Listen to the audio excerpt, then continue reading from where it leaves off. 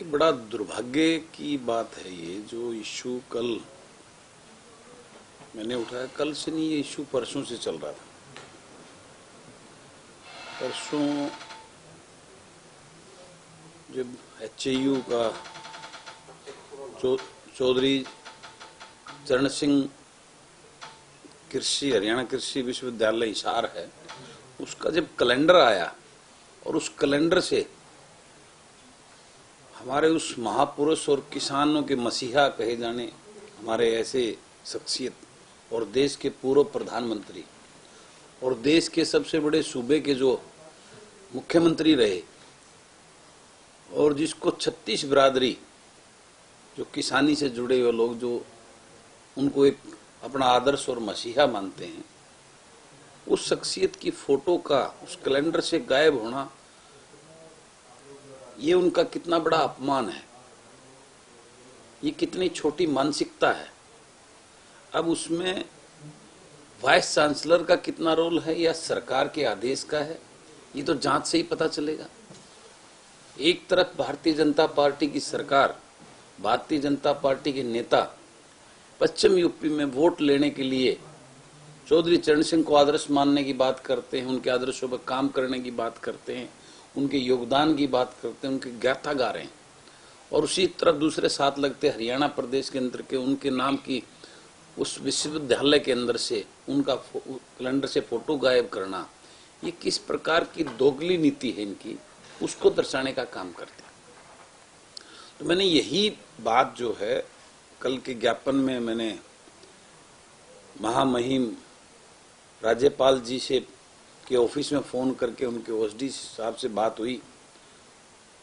पहले तो उन्होंने टाइम देने से ही घुमा दिया 2-3 घंटे की मैं बताता हूँ, पूछता हूँ, ये करता हूँ। फिर शाम को 5 बजे इंतजार करके मैंने फ़ोन किया तो वो कहने लगे, जी आपके पास RT-PCR की रिपोर्ट है क्या? मैंने कहा मेरे पास दोनों वैक्सीन लगी हुई हैं, मैं बिल्कुल ठीक हूँ। कहने जी हम अलाउ नहीं करेंगे। मैंने चलो कोई बात नहीं, मैं उनकी संज्ञान में आपने ला दिया, मैं आपसे ईमेल के जरिए अपना ज्ञापन भेज रहा हूँ और उसको जो है ना गवर्नर साहब के माननीय महामहिम राज्यपाल जी को संज्ञान में लाकर उनको देना। ये कितना बड़ा, ये मुद्दा बहुत सीरियस मुद्दा है, लोगों की भावनाओं से जुड़ा हुआ मुद्दा है। तो उसमें मेरी यही अपील थी उनके साथ में कि इस मामले की गंभीरता से जांच करा के, कल शाम तक जो आए थे रिपोर्ट भी आई थी कि वीसी ने माफी मांग ली है, कोई नया कैलेंडर जारी करने, लेकिन मुद्दा इस बात का कि ये विषय उठा क्यों। अब जो है उसके बाद कल से एक चीज आ रही है, कोई चौधरी बंसीलाल जो एक स्टीक प्रशासक के रूप में जाने जाते हैं, हरियाणा के लौह पुरुष के रूप में जाने जाते हैं, और उनकी जो विकास की जिस प्रकार से प्रदेश को उन्होंने गति देने की काम की, इस बात से पूरा प्रदेश भी अच्छी तरह वाकिफ है, उनकी कार्यशैली से। उस शख्सियत के नाम पे जब एक विश्वविद्यालय भिवानी के अंदर बना है और उसमें उनके कैलेंडर के अंदर उनका फोटो ना होना अपने आप में उनकी एक अपमान इन महापुरुषों का हो गया। हमारे पूर्वज बड़े रहे हैं, आदर्श हैं, तो ऐसी छोटी मानसिकता का होना। उससे पहले जींद में चौधरी रणबीर सिंह यूनिवर्सिटी के अंदर से उनका भी ऐसा ही मुद्दा सामने आया था।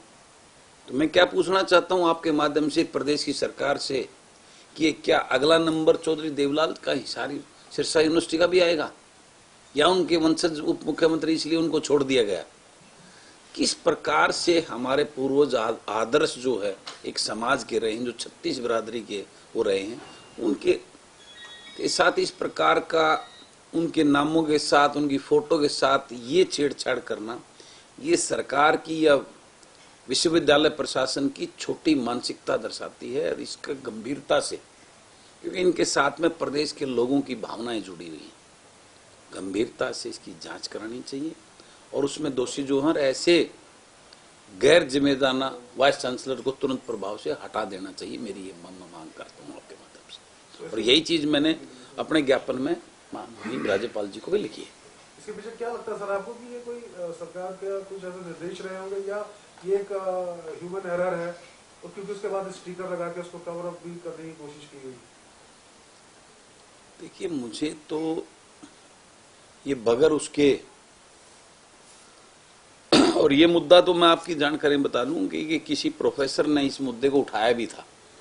उस टाइम ये कैलेंडर को तैयार करने का उसको जो अप्रूवल कब था, उस टाइम जब किसी को पता लगा तो वहां के किसी प्रोफेसर ने इस मुद्दे के लिए आपत्ति भी व्यक्त की थी, तो उसका ट्रांसफर उठा के वहां से करनाल, मेरे को पता लगा पानीपत या करनाल में कर दिया गया था। तो इसका मतलब ये तो पूरी प्लानिंग के साथ में किसी की डायरेक्शन और दिशा निर्देश पे ये सब हुआ है। ये उस चीज को दर्शाता है। क्या ये महापुरुष वो थे, वो किसी जाति विशेष बिरादरी के लोग में नहीं आते थे। इनकी गिनती तो होती थी 36 बिरादरी और समाज और प्रदेश को ऊपर ले जाने वाले ऐसे महापुरुषों में इनकी गिनती होती थी। लेकिन यहाँ जिस प्रकार का संदेश, क्योंकि ये सभी एक जाति विशेष से संबंध रखते हैं, तो उसी को टारगेट कराकर उस जख्म को हरा करने के लिए तो नहीं ऐसा तो कहे। तो ये बड़ा गंभीर विषय है। ये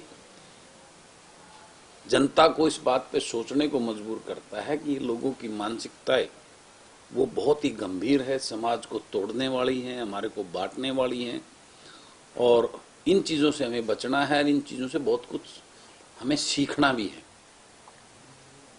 आगे कुछ इसको लेकर सरकार से भी आपको संपर्क कर रहे हैं कि मुख्यमंत्री से? बिल्कुल निश्चित रूप से मैं जो है मुख्यमंत्री जी को भी अपने हाउस में भी इस मुद्दे को उठाने जा रहा हूं। आज मैंने अपने इसके अंदर इसको सवालों में डाला है। यस, उसको उसके अंदर डाला है, उसके अंदर डाल रहा हूँ। तो सदन में भी उठाएंगे? बिल्कुल पूरी मुखरता के साथ उठाऊंगा इसको, क्योंकि ये मुद्दा कोई हल्के में लेने का मुद्दा नहीं है।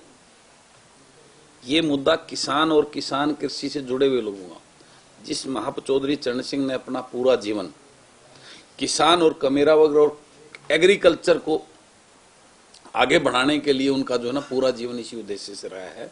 और ऐसी शख्सियत को हरियाणा जो एग्रीकल्चर विश्वविद्यालय का नाम चौधरी चरण सिंह रखने का उद्देश्य ही ये था।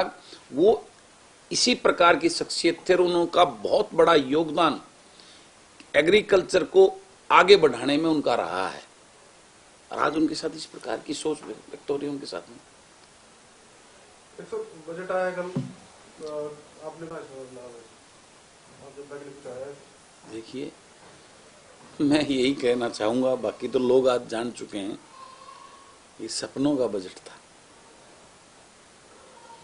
सिवाय सपने दिखाने के इस बजट में ना किसान के लिए कुछ है, ना कमेरा वर्ग के, ना एग्रीकल्चर के लिए, ना मजदूर के लिए, ना छोटे कर्मचारी व्यापारी के लिए। ये बेरोजगारी, आज जिस प्रकार की व्यवस्था, जिस प्रकार का तंत्र सिस्टम देश और प्रदेश में हो रखा है, वो आपके सामने है। ये जिस प्रकार से पहले ये सपने दिखाना, जैसे पहले बुलेट ट्रेन चल चुकी है हमारे यहाँ देश में, अब 400 ट्रेनें चलाने का बारी हो, 3 साल में वो चल जाएंगी। ठीक है, वो 400 ट्रेन वो चल जाएंगी, जैसे बुलेट ट्रेन चलेगी वो चल जाएंगी। 2022 तक सबको जो ना घर मिल चुके हैं। यही चीजें 15-15 लाख रुपए सबके खाते में आ चुके हैं। अब अगले 15 की तारीख किसानों की आय तो 3 गुना हो चुकी है। एक जो है ना बोनस में मिल गई है इस साल, इस बजट से जो बोनस में मिल गई है। तो ये सारी सपनों का जो सपने दिखाना, जिंदा दिल करना, ये प्रधानमंत्री आज इसको लेकर स्पेशल उन्होंने संदेश दिया है। मुख्यमंत्री जी ने भी गुड़गांव में दफ्तर में बैठ कर सुना सारे अधिकारियों के साथ, अपने पदाधिकारियों के साथ पार्टी के, और बड़ी वाहवाही की है। देखिए, प्रधानमंत्री जी हैं, वो हमारे देश के मुखिया हैं, तो उनके पार्टी की जो सरकारें हैं, सरकारों के जो नेता हैं, उनकी तो ड्यूटी बनती इसी बात ये, उनकी तनख्वाह है, तनख्वाह मिलती है जो उसकी, उनकी ड्यूटी है वाहवाही करना। वो तो उनका दायित्व बनता है, वो उनका फर्ज बनता है, वो सब तो करना ही था। बाकी सब देश के लोग, प्रदेश के लोग, और मैं ये तो कहता हूँ शायद ये आने वाले 5 प्रदेशों के जो चुनाव हैं, वो इस बात का सर्टिफिकेट जो है ना 10 मार्च को दे भी देंगे कि ये बजट कितना अच्छा है। बाकी मैं तो एक छोटा सा एक मुहिम का जो है ना लोगों का प्रतिनिधि हूँ, लेकिन सच्चाई जो है वो सच्चाई यही है। किसी राज्य में जाएंगे आप प्रचार करने के लिए? हाँ जाएंगे, मैं पंजाब में भी जाऊंगा। मेरे 2-3 साथी वहाँ से चुनाव लड़ रहे हैं। पश्चिम यूपी में भी मैं 2 दिन लगाने वाला हूँ, 1 दिन पहले भी जा चुका हूँ। निश्चित रूप से जाऊँ, हाँ मेरे अपने व्यक्तिगत संबंध भी हैं।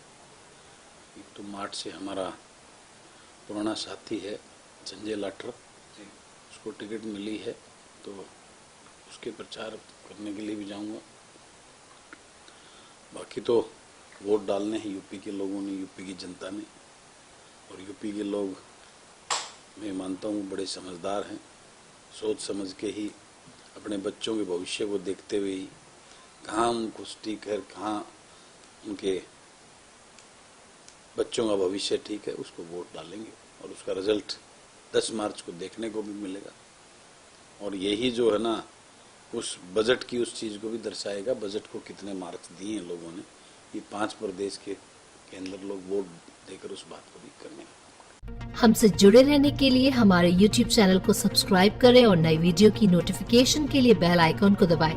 अगर आप ये वीडियो Facebook पर देख रहे हैं तो लाइक जरूर करें और ज्यादा से ज्यादा शेयर करें। धन्यवाद।